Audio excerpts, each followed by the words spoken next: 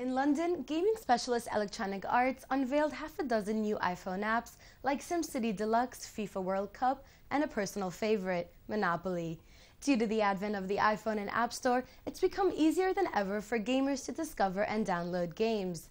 Thanks to Apple, casual gamers are playing more frequently, have a higher propensity to buy, thanks to iTunes' billing relationship, and of course, playing a game on the smartphone is a visual delight. Triple score.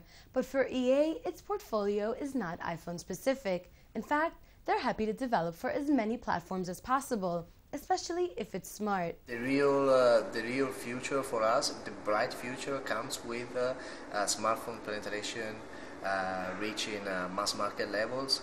Already by the end of this year, we expect 30% of the phones in Europe to be smart.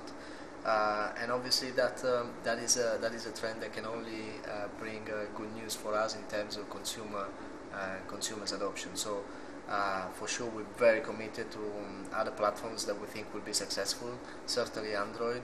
We have 6 native games on Palm Pre. We're developing native games for Bada, for Symbian. We're involved with the launch of Windows 7. Operating system fragmentation is usually thought to be a real bugbear in mobile, making it harder for developers to get product to market at reasonable cost. But for established players with deep pockets, like EA, fragmentation has an upside. It raises barriers to entry for those pesky bedroom developers. On one side, it's a competitive advantage, it's a barrier to entry for newcomers.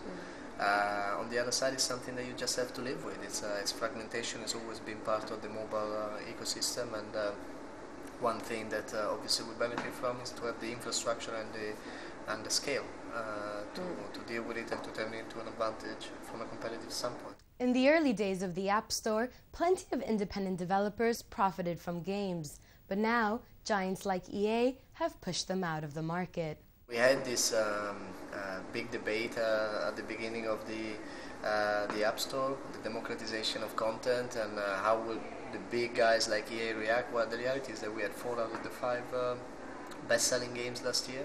Sims 3 was the top-selling game in 2009, which means that people are still very much rewarding quality and brands above anything else.